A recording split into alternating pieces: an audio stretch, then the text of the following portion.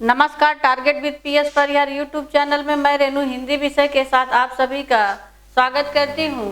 पिछले वीडियो में आप लोगों ने विशेषण तक पढ़ा। विशेषण के कितने भेद होते हैं, विशेषण कहा किसे जाता है, किसे विशेष कहा जाता है। तो पुरानी बातों पर भी एक बार गौर कर लेते हैं हम लोग कि विशेषण के बारे में जो चीजें बताई गई, विशेषण कहते किसे हैं।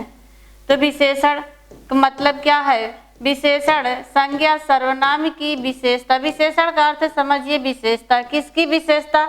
संज्ञा या सर्वनाम की विशेषता बतलाने वाले शब्द को हम क्या कहते हैं? विशेषण कहते हैं। विशेषण कहते हैं। इसी में एक आपको एक शब्द और देखने को मिलता है, विशेष। संज्ञा सर्वनाम का ही एक दूसरा रूप क्या है? विशेष है। यानी कि संज्ञा सर्वनाम में भी संज्ञा सर्वनाम की तो विशेषता बतलाने पर विशेषण होता है, लेकिन संज्ञा सर्वनाम वाले शब्द में जिस शब्द की विशेषता बतलाई जाती है वही आपका क्या कहलाता है? विशेष कहलाता है। दूसरी चीज एक आपका आता है प्रविशेषण। प्रविशेषण में कहा क्या जाता है कि वैसे भी लोग सामान्यतः समझ लेते हैं प्र का अर्थ आगे विशेषण, यानी कि अगर विशेषण के आगे कोई दूसरा विशेषण यानी कि विशेषण की जो विशेषता बतलाए उसे हम क्या कहते हैं? प्रविशेषण। इसका सीधा पहचानने का तरीका है कि विशेषण के आगे वाले जो विशेषण बतलाने वाले शब्द होते हैं वो प्रविशेषण कहलाते हैं। जैसे राम, कह दिया गया कि राम तेज लिखता है, राम तेज लिखता है। अब राम तेज लिखता है तो आपसे पूछ लिया गया कि इस वाक्य में तेज क्या है? क्रिया विशेषण। क्योंकि देखिए क्रिया विशेषण के बारे में जानना कि क्रिया विशेषण हो गया क्योंकि यहाँ पे लिखने की विशेषता बतलाई जा रही। कहने का मतलब है कि जब संज्ञा सर्वनाम की विशेषता बतलाएगा तो विशेषण, लेकिन जब क्रिया की विशेषता बतलाएगा तो वह क्या हो जाएगा? वही शब्द क्रिया विशेषण हो जाता है। और इसी के आगे अगर लग जाते हैं तो जैसे आपका क्या लगा कि जैसे आपसे पूछेंगे राम तेज लिखता है और राधा कैसे लिखती है? तेज लिखती है। तो राम और राधा तेज लिखने में ये जो तेज शब्द है ये परिवर्तित नहीं हुआ, यही आपका क्या हो गया यहाँ पे? अव्यय। बात को समझिएगा। यहाँ पे हमारा बताने का मतलब क्या था कि यानी कि अगर विशेषण की विशेषता बतलाएगा तो आपका संज्ञा या सर्वनाम की विशेषता बतलाएगा तो विशेषण, लेकिन अगर वही शब्द क्रिया की विशेषता बतलाने लगता है तो क्रिया विशेषण कहलाने लगता है और क्रिया विशेषण कहलाने के साथ साथ वह अव्यय हो जाता है। तो विशेषण के जो मुख्य रूप से जो विशेषण के भेद होते हैं, तो विशेषण के जो भेद होते हैं वो आपके कितने भेद होते हैं? सामान्यतः तौर पर 4, कहीं कहीं आपको 5 मिलता है। तो 5 मिलने का मुख्य रूप से जो आपके विशेषण के जो भेद होते हैं वो 4 होते हैं। कौन कौन से होते हैं? नंबर 1 सार्वनामिक विशेषण।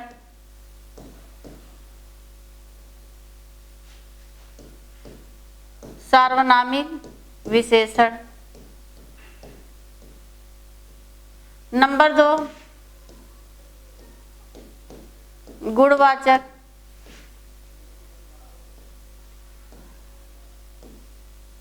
नंबर 3 संख्यावाचक।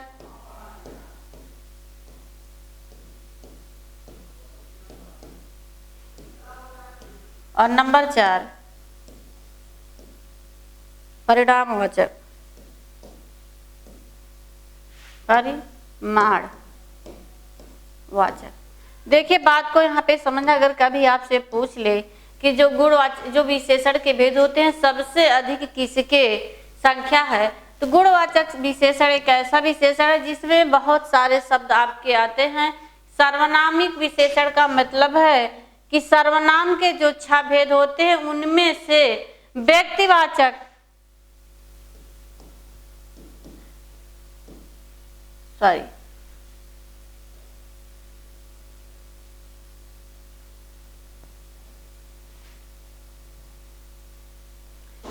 कहने का मतलब है कि पुरुषवाचक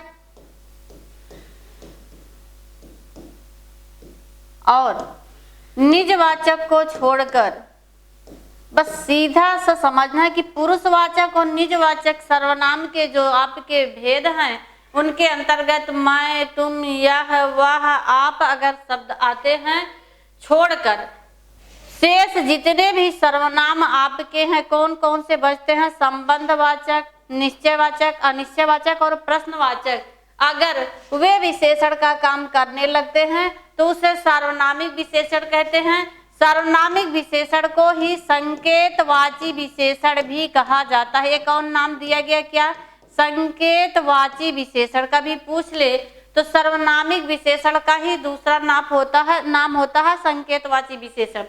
इसमें एक चीज आपको समझना है कि कैसे हम पहचानेंगे कि कौन सा सर्वनाम यानी कि जो विशेषण का काम करने लगेगा तो वह वाक्य। जैसे कहने का मतलब एक चीज ध्यान में रखिए कि आपका, क्या, कौन, जो, सो अगर शब्द आते हैं उसके ठीक तुरंत बाद अगर संज्ञा है तो वह सार्वनामिक विशेषण होगा। जैसे कोई भी उदाहरण ले लीजिए, जैसे कौन आदमी आया है। कौन क्या है आपका? सर्वनाम है। कौन सा है? प्रश्नवाचक। उसमें आ गया कौन आदमी आया है। अब कौन आदमी आया है तो इसमें आपने देखा कि जो आपका ये क्या है? संज्ञा है। कौन सी संज्ञा है? जातिवाचक संज्ञा। संज्ञा के पहले क्या आया? सर्वनाम आया। यही चीज ध्यान में रखना है, तुरंत आप पहचान जाएंगे कि सार्वनामिक विशेषण। अभी एक एक करके बतलाते हैं। गुणवाचक विशेषण के मुख्य रूप से तो 6 भेद होते हैं, लेकिन अभी लोक सेवा आयोग में एक प्रश्न आया था तो वहां पे गुणवाचक विशेषण के 7 भेद मान लिए गए थे। जो 7 भेद माने गए, हर एक प्रमाणिक किताबों में क्या कहा गया कि गुणवाचक के 6 भेद होते हैं, लेकिन अलग से क्या किया गया? गुणवाचक के अलग से बताया गया कि गुणवाचक जो विशेषण होते हैं उसके जो 6 भेद होते हैं उन्होंने गुण को 2 भागों में बांट दिया है। एक गुणवाचक और दूसरा दोष। दोनों को अलग कर दिया गया। तो इसके आधार पे अगर कभी प्रश्न ऑप्शन में 6 नहीं होता है, गुणवाचक के भेद पूछे जाते हैं तो आपके जो है गुणवाचक विशेषण के 6 भेद, ऑप्शन में 6 नहीं है तो 7 भेद। संख्यावाचक के उस तरह से 2 तरीके के भेद होते हैं, एक निश्चित और दूसरा अनिश्चित संख्यावाचक।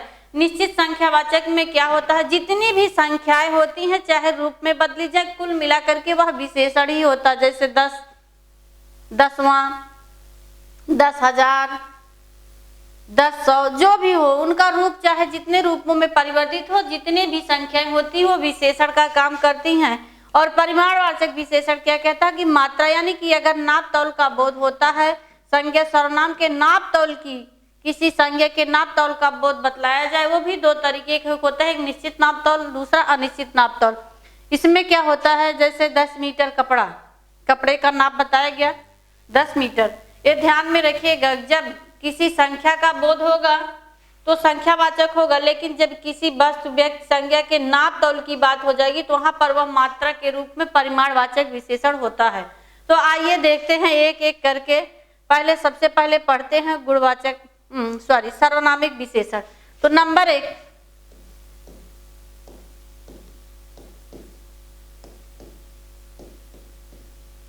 1, सार्वनामिक विशेषण।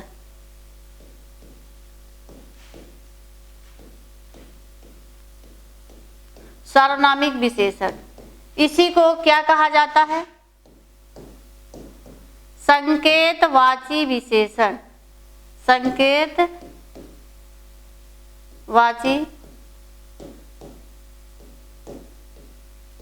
विशेषण। अब देखिए, सार्वनामिक विशेषण में सिर्फ एक बात समझना है कि सर्वनाम के 6 भेद होते हैं। उनमें क्या कहा गया कि पुरुषवाचक,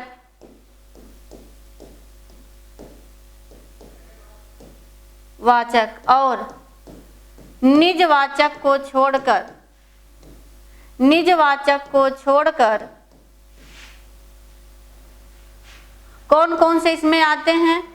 मैं, हम, तुम, आप, यह, वह, ए, वे को छोड़कर शेष सभी सर्वनाम शेष सभी सर्वनाम शेष सभी सर्वनाम अगर विशेषण का काम करने लगते हैं, अगर विशेषण का काम करते हैं, विशेषण का काम करते हैं तो उसे सार्वनामिक विशेषण कहते हैं या संकेतवाची विशेषण कहते हैं। इसका सीधा पहचानने का तरीका है, एक चीज ध्यान में रखिएगा कि अगर सार्वनामिक विशेषण कहते हैं, अगर सर्वनाम के ठीक तुरंत बाद संज्ञा आ जाए तो ये समझ लीजिए कि वह सार्वनामिक विशेषण होता है, क्योंकि संज्ञा के बदले क्या प्रयुक्त होता है? सर्वनाम। तो अगर संज्ञा नहीं है तो वहां पे सर्वनाम आएगा, जैसे राम जाता है, राम नहीं जाता कह करके हमने कहा वह जाता, तो आपका सर्वनाम हो गया। लेकिन कहा गया कि अगर क्योंकि संज्ञा के स्थान पे सर्वनाम आएगा, लेकिन दोनों चीज संज्ञा सर्वनाम एक साथ प्रयुक्त नहीं होंगे। कब? अगर एक साथ प्रयुक्त होते हैं तो वो सार्वनामिक विशेषण क्यों होंगे? कहने का मतलब है कि अगर एक चीज यही दिमाग में रखिएगा कि अगर सर्वनाम के तुरंत बाद, बहुत इंपॉर्टेंट है, इसी से आप पकड़ लेंगे, सर्वनाम के तुरंत बाद अगर संज्ञा आ जाए, संज्ञा हो, तो वह वाक्य सार्वनामिक विशेषण होता है। संज्ञा हो तो क्या हो जाएगा? सार्वनामिक विशेषण हो जाएगा। कैसे होगा इसके बारे में जानते हैं। देखिए, कहने का मतलब है जैसे कह दिया गया है, उदाहरण ले लेते हैं। जैसे जो आदमी कल आया था, जो आदमी कल आया था वह आज भी आया है, वह आज भी आया है। और आपसे पूछ लिया गया कि इस वाक्य में कौन सा विशेषण है? आज भी आया है। तो आप ये देखेंगे कि यहाँ पर आदमी क्या है? आपका संज्ञा है। कौन सी संज्ञा है? जातिवाचक संज्ञा है, जो क्या है आपका सर्वनाम है। कौन सा है? संबंधवाचक सर्वनाम है। एक वाक्य में ध्यान में रखिएगा, एक से अधिक सर्वनाम आ सकते हैं। एक वाक्य में एक से अधिक सर्वनाम आएंगे, लेकिन एक ही सर्वनाम कई बार नहीं आ सकते। ये चीज आपको ध्यान में रखना है। जैसे आ गया, किस लड़के ने तुम्हें मारा, और आपसे पूछ लिया गया कि यह वाक्य कौन सा विशेषण है? तो किस लड़के ने तुम्हें मारा, तो किस लड़के ने मारा या तुम्हें मारा। अब आप देखिए, लड़का क्या है? जातिवाचक संज्ञा है। लड़के के पहले क्या है आपका? किस आया? सर्वनाम आया, यानी कि यह कौन सा सर्वनाम है? प्रश्नवाचक सर्वनाम। तो ध्यान में यही रखना है कि अगर ठीक, यानी कि जैसे ही सर्वनाम आए तुरंत बाद अगर संज्ञा होगी तो वह सार्वनामिक विशेषण होता है, जिसमें से आपका यह वह जो सो, वहां पे भी आपने देखा होगा तो जो होते हैं अन्य पुरुष में यह वह ए वे आते हैं, तो पुरुषवाचक के 3 भेद होते हैं। तो उसके आधार पे वहां पे अलग है दोनों, क्योंकि जब वहां पे आप चीजों को जानेंगे तो दोनों अलग अलग तरीके से हैं। लेकिन अगर इस तरह से आपके वाक्य में पूछ लिया गया तो आपको बस इतना ध्यान में रखना है, वही एक लाइन याद रखिएगा कि अगर अगर सर्वनाम के तुरंत बाद संज्ञा आ जाती है तो वह सार्वनामिक विशेषण हो जाता है। जैसे इसके बाद आपको हमें ये चीजें आपको पता चली। इसके बाद हमें देखना क्या है? सर्वनाम के बाद, सार्वनामिक विशेषण के बाद सबसे पहले हम देखेंगे गुणवाचक विशेषण। गुणवाचक विशेषण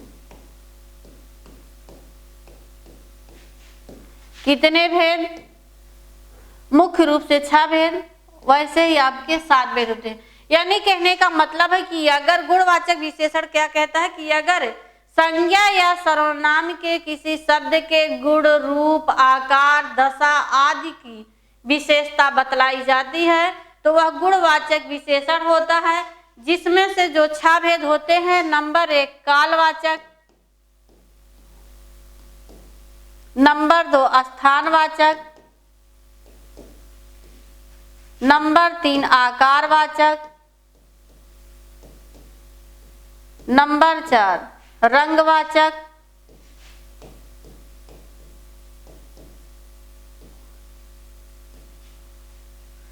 नंबर 5 दशावाचक,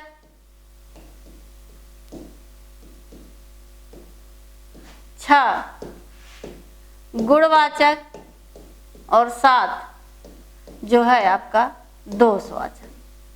ये होते हैं। अभी आयोग ने इसी को माना है, तो ध्यान में रखिएगा कि 7 है, अगर ऑप्शन में 7 नहीं है तो 6 होंगे। अब काल का मतलब क्या होता है, जैसे भूत, वर्तमान, भविष्य, अगला, पिछला, इस तरह के शब्द अगर आ जाते हैं तो आपके क्या कहलाते हैं, कालवाचक। आपसे पूछ लिया जाएगा जैसे भूत, वर्तमान, अगला, पिछला या पुराना। आपसे दे दिया गया कि पुराना किला है, तो पुराना कौन सा विशेषण है, तो गुणवाचक। गुणवाचक में भी आपसे पूछ लिया जाता है कि गुणवाचक में भी कौन सा है, तो काल यानी समय का बोध बता रहा है, तो कालवाचक विशेषण के अंतर्गत आएगा। स्थानवाचक में विशेषण भेद बताता है, तो क्या है, ऊंचा,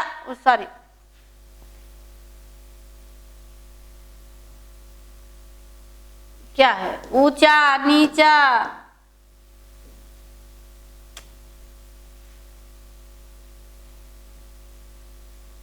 जैसे नीचा,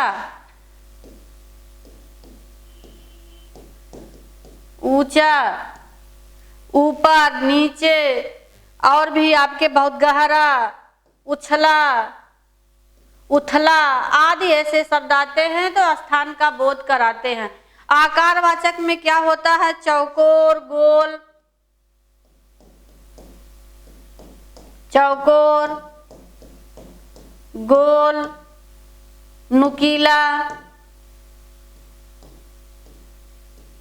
इस तरह के अगर शब्द आते हैं तो आकारवाचक में आते हैं। रंगवाचक में क्या है, चमकीला, लाल, हरा, पीला, धुंधला, इस तरह के आपके शब्द आते हैं। धुंधला,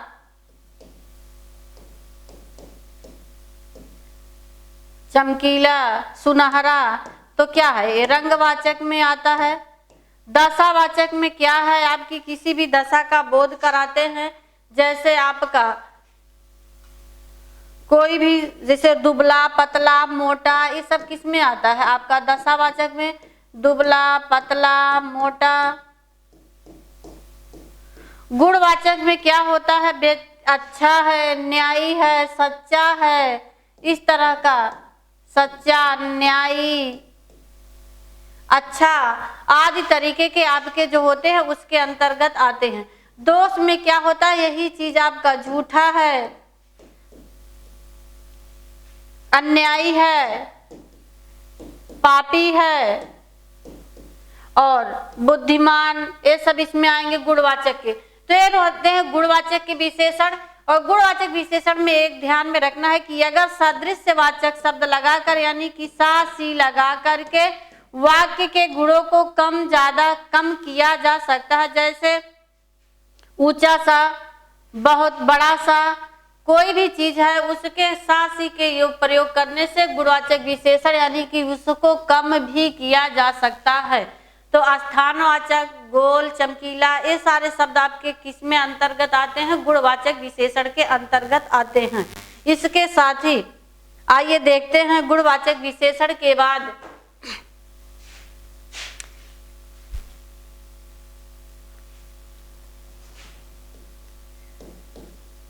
परिमाणवाचक विशेषण। पहले देख लेते हैं परिमाणवाचक विशेषण। तो परिमाणवाचक विशेषण जो है इसमें क्या होता है कि संज्ञा या सर्वनाम की मात्रा का बोध अगर होता है तो वह परिमाणवाचक विशेषण होता है। परिमाणवाचक विशेषण भी दो तरीके के होते हैं, एक निश्चित परिमाणवाचक और दूसरा अनिश्चित परिमाणवाचक होता है। निश्चित परिमाणवाचक और अनिश्चित। जैसे आपसे कह दिया गया 2 लीटर दूध, क्या कह दिया गया 2 लीटर दूध।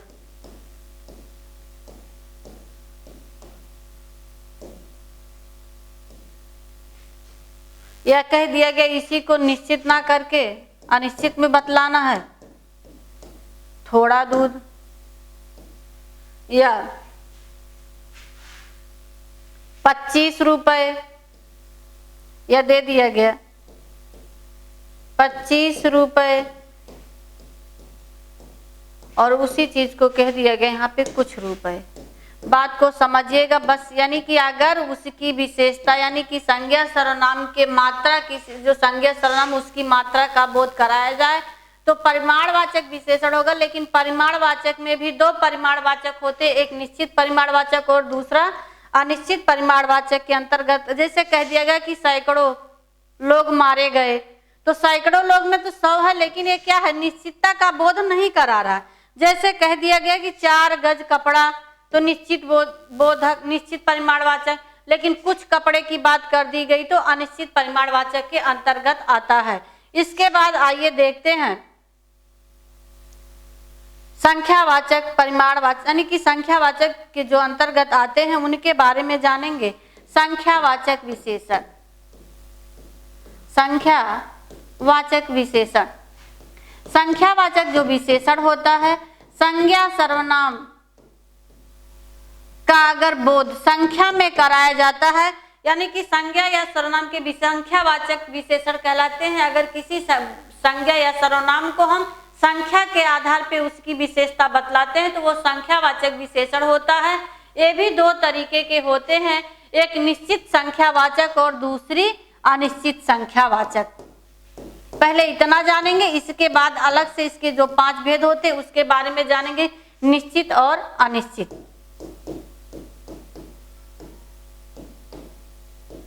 निश्चित और अनिश्चित संख्यावाचक में क्या होता है, ये एक चीज हमेशा ध्यान में रखिएगा, जितनी भी गिनतियां होती हैं, गिनती वो सारी आपकी क्या होती है, विशेषण होती हैं। एक चीज जैसे 10 है, या इसका रूप बदल जाए तो भी 10 रूप बदल दिए, 10, 10वां, 10,000, कोई भी रूप आ जाए, कुल मिलाकर के अगर गिनती है तो वो विशेषण के अंतर्गत ही आता है। दूसरी चीज यहाँ पे जानना है कि जैसे कह दिया गया कि 10 लड़के या 10 लड़का, 10 लड़के, तो निया हुआ निश्चित हो गया। कुछ लड़के, तो ये क्या हुआ, अनिश्चित हुआ। तो इसी तरीके से निश्चित और अनिश्चित का जो बोध होता है ये आपका इसी के आधार पे, अगर निश्चितता का बोध होगा तो निश्चित संख्यावाचक और अनिश्चित का बोध होगा तो अनिश्चित संख्यावाचक होगा। इसमें जो संख्या के जो भेद होते हैं संख्यावाचक के, उसके बारे में हमें जानना है कि ये कैसे इनके जो भेद होते हैं। तो इनका जो संख्यावाचक का जो भेद है वह रूप के आधार पर, किसके आधार पर, रूप के आधार पर, रूप के आधार पर संख्यावाचक विशेषण के भेद,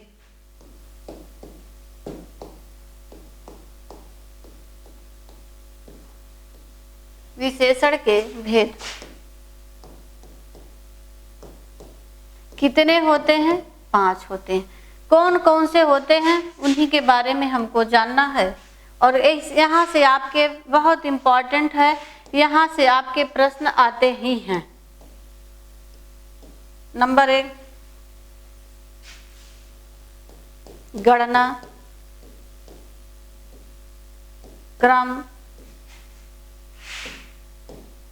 आवृत्ति, समुदाय और प्रत्येक बोधक। आपसे प्रश्न दे दिया जाता है कि कौन सा संख्यावाचक विशेषण है। आवृत्ति, क्रम, गणना का मतलब आप जब किसी गणना करते हैं तो उसे आप क्या अंकों में करते हैं, तो उसको जब आप लिखते हैं यही आपका आता है गणना में 1, 2, 3, 4।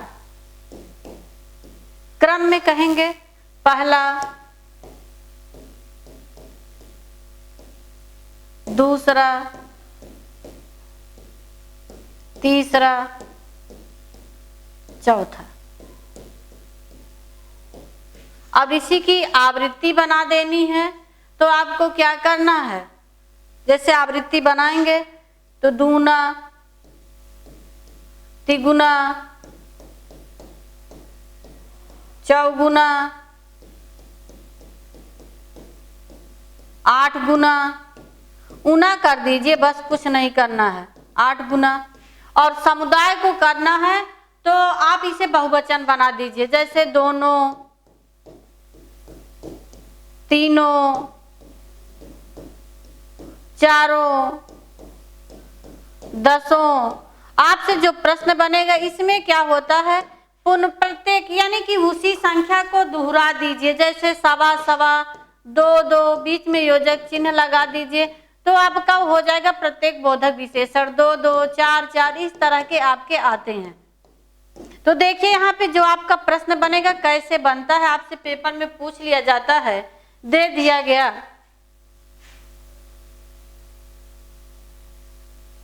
देखिए दे दिया गया यहाँ पे 3, यहाँ पे दे दिया गया तीसरा, यहाँ पे दे दिया गया 3 गुना और ये 4। ये चारों ऑप्शन आपके बन गए। ये पहला ऑप्शन आपका आ, ये बा, ये सा और ये आपका दा। और आपसे प्रश्न पूछ लिया गया कि संख्यावाचक में कौन सा आवृत्ति संख्यावाचक है। आवृत्ति अब आपका दिया दे 3, तीसरा, 3 गुना, तीनों, तो आवृत्ति के अंतर्गत कौन आएगा, 3 गुना आएगा। ऐसे ही दे दिया गया निम्नलिखित में से क्रमवाचक संख्या यानी कि क्रम संख्यावाचक विशेषण कौन है, तो आपका तीसरा। ये चीज आपको जानना जरूरी है। गिनती कैसे करते हैं, 1 2 3 4 क्रम पे आदमी कहता है ना, किस क्रम पे है, पहले, दूसरे, तीसरे, चौथे स्थान पे। आवृत्ति में कुछ नहीं करना, आपको ऊना कर देंगे, दूना, तिगुना, चौगुना, 8 गुना। समुदायवाचक में क्या करना है कि आप बहुवचन, समुदाय कितने 2 से अधिक लोगों का होता है उन्हें बहुवचन बना दीजिए, दोनों, तीनों, चारों, दसों, 20। प्रत्येक बोधक विशेषण में क्या करना है, उसी शब्द को पुनरावृत्ति यानी कि दोहरा लीजिए, 2 2, 4 4, 8 8, 10 10, सवा सवा, पौने पौने, जो भी करना हो। तो ये आपके होते हैं रूप के आधार पर संख्यावाचक विशेषण के 5 भेद। कौन कौन से, गणना, क्रम, आवृत्ति, समुदाय और प्रत्येक। तो इसके आधार पे आपने देखा कि जो विशेषण के 4 भेद थे कौन कौन से थे, लेकिन 5वां भेद जो है आप लोगों के दिमाग में चल रहा होगा कि 5वां कौन सा भेद है। तो उस 5वें भेद के बारे में हम बताने चल रहे हैं। जो भेद एक अलग से आता है, 5वां भेद है, वह है आपका व्यक्तिवाचक विशेषण। कौन सा विशेषण है, व्यक्तिवाचक विशेषण। व्यक्तिवाचक विशेषण क्या होता है, ये वाक्यों में नहीं आता है, ये ध्यान में रखिएगा। अगर व्यक्तिवाचक विशेषण वाक्य में आ गया तो वह गुणवाचक विशेषण के अंतर्गत आएगा। लेकिन अगर संज्ञा में कोई भी ऐसा प्रत्यय लग जाता है, जैसे क्या कहने का मतलब क्या है आपका, कि ना प्रकट किया जाए, यानी कि वाक्य में यह जो व्यक्तिवाचक विशेषण होता है यह वाक्यों में नहीं होता है, शब्दों में आता है। जैसे पंजाब क्या है, संज्ञा है, किसी संज्ञा में इसमें आप क्या जोड़ दिए, दीर्घ ई प्रत्यय, बराबर क्या हो गया, पंजाबी। अब आपसे पूछ लिया गया कि पंजाबी कौन सा विशेषण है, वाक्य में दे दिया गया कि व्यक्तिवाचक है, गुणवाचक है, तब आपको वहां पे जैसे कश्मीर है, अमेरिका है, जापान है, इन संज्ञावाचक यानी कि व्यक्तिवाचक संज्ञा में अगर विशेषण लग गए और अगर यही वाक्य में हो जाएगा तो गुणवाचक विशेषण होगा। लेकिन अगर वाक्य में ना होने के बजाय ये सिर्फ शब्दों में पूछा जाएगा, तभी लोगों को लगता है कि कहाँ से नया प्रश्न बन गया। तो इस चीज को ध्यान में रखना है कि ये अगर वाक्यों में हो जाएगा तो गुणवाचक विशेषण होगा, लेकिन अगर यही शब्दों में रहेगा तो वह व्यक्तिवाचक विशेषण के अंतर्गत आता है। जैसे राह है, ई प्रत्यय जोड़ दिए, क्या हो गया आपका राही। राजस्थान है, ई प्रत्यय जोड़ दिए तो राजस्थान, यानी व्यक्तिवाचक विशेषण यानी कि व्यक्तिवाचक जो विशेष संज्ञा है उसमें अगर प्रत्यय लग जाता है और प्रश्न अलग से पूछा जाता है, शब्दों में पूछा जाएगा तो व्यक्तिवाचक विशेषण है, नहीं तो गुणवाचक विशेषण ही होता है। ये यहाँ तक आपकी बारीकियां थी, जो छोटी छोटी गलतियां होती हैं इसमें। सबसे इसके बाद हमको जो जानना है अवस्थाएं, यानी कि कुल मिलाकर के जो विशेषण की 3 अवस्थाएं होती हैं, विशेषण की जो 3 अवस्थाएं होती हैं कैसे आपको पहचानना होगा। कुछ भी नहीं इसमें है, जो लोग कहते हैं कि ये बदलते नहीं, जितने भी विशेषण होते हैं सब की 3 अवस्थाएं होती हैं। तो विशेषण की जो 3 अवस्थाएं हैं वो कौन कौन सी हैं उनके बारे में हमें जानना है। तो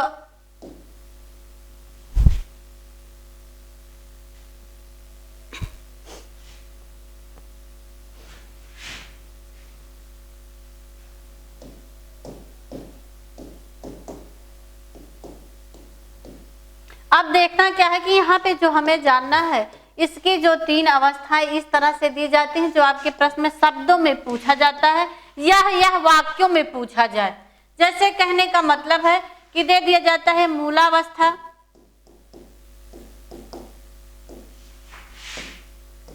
उत्तरावस्था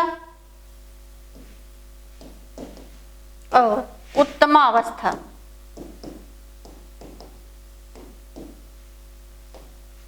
अब देखिए मूलावस्था में कहता है कि कोई भी जो मूलावस्था में का विशेषण जैसे कठोर है, जरूरी नहीं है कि आप उसमें तर जोड़ दिए तो उत्तरावस्था बना। हर शब्द को तो परिवर्तित आप नहीं कर सकते। कठोर है कठोरतर कहा जाता है कि अगर तर जोड़ दिया जाए, अगर आपसे पूछ तो उत्तरावस्था, तम जोड़ दिया जाए तो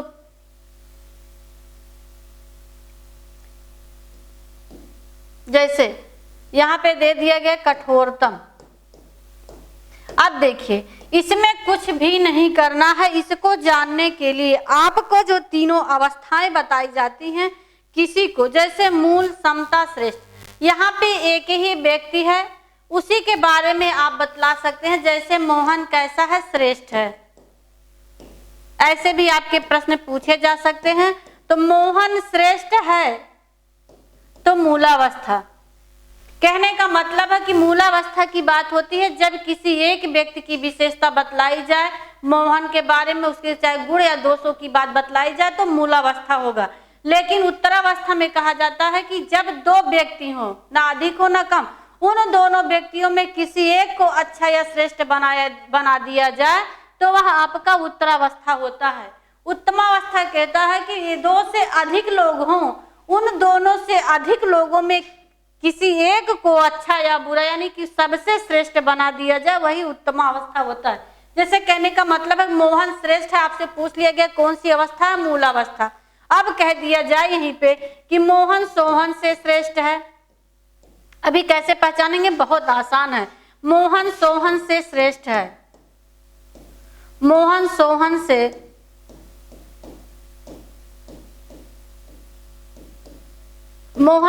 से श्रेष्ठ है।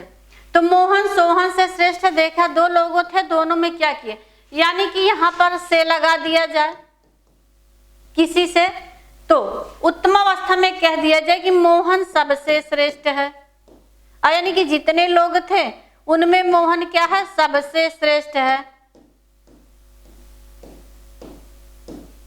तो आपने देखा कितनी आसानी से आपने जाना। यहाँ पे क्या हुआ, से श्रेष्ठ, यहाँ पे क्या हुआ, सबसे श्रेष्ठ।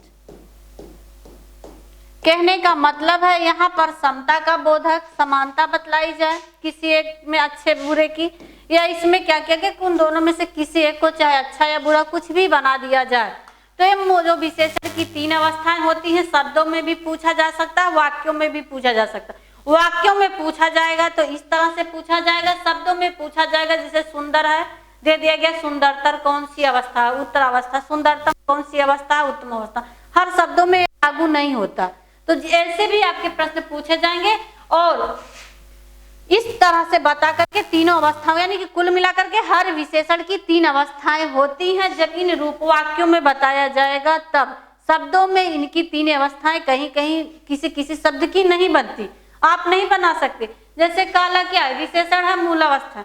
अब काला है तो कालांतर करेंगे नहीं, कालार्थम तो करेंगे नहीं, बस इतना कर सकते कि मोहन काला है, मोहन सोहन से भी काला है, मोहन सबसे काला है। तो इस तरह से आप कर सकते हैं चीजों को।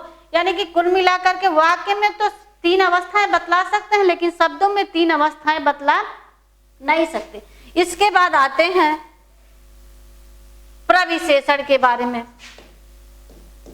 प्रविशेषण हमेशा ध्यान में रखिएगा कि विशेषण के आगे आता है। प्रविशेषण क्या होता है?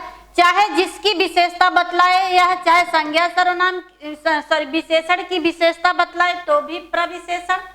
क्रिया की विशेषता यानी कि क्रिया की विशेषता बतलाने वाला क्रिया विशेषण, लेकिन क्रिया विशेषण की भी विशेषता बतलाएगा तो भी वह वाक्य प्रविशेषण ही होता। जैसे कह दिया गया विशेषण कहने, यहाँ पे कहने का मतलब होता है कि विशेषण की विशेषता बतलाने वाला क्या कहलाता है? प्रविशेषण। किसकी विशेषता? विशेषण की विशेषता। एक साथ पढ़ेंगे तो गलत हो जाएगा, अलग अलग करके पढ़ते हैं। विशेषण की विशेषता बताई जाए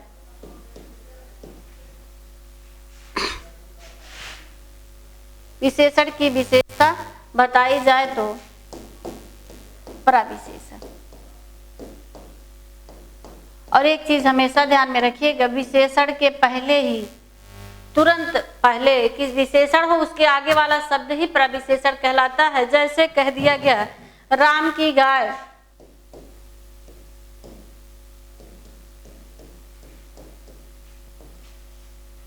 काली है, तो आपका विशेषण है। लेकिन इसी में जोड़ दिया जाए राम की गाय बहुत काली है, तो आपने देखा कि ये आपका क्या है? विशेषण। विशेषण के आगे क्या आया? प्रविशेषण। तो इस तरह से हो गया आपका। कैसे आप जानेंगे? जैसे दे दिया गया कश्मीरी सेब सिंदूरी लाल होता है, लेकिन लाल होता है कैसा लाल है? सिंदूरी। सिंदूरी क्या हो गया? प्रविशेषण हो गया। तो ये ध्यान में रखिएगा कि अगर विशेषण की भी विशेषता बतलाई जाती है तो प्रविशेषण, और प्रविशेषण को ढूंढना हो तो हमेशा ये ध्यान में रखिए विशेषण के पहले जो आता है वही प्रविशेषण कहलाता है। तो ये रहे आज आपके विशेषण के बारे में। अगले वीडियो में हम क्रिया को लेके आते हैं कि रूप के आधार पर या कर्म के आधार पर क्रिया के कितने भेद होते हैं, क्रिया को कैसे जानेंगे। तो ये चीजें आपको हमें लगता है आसानी से समझ में आ गया होगा। इसी के साथ धन्यवाद।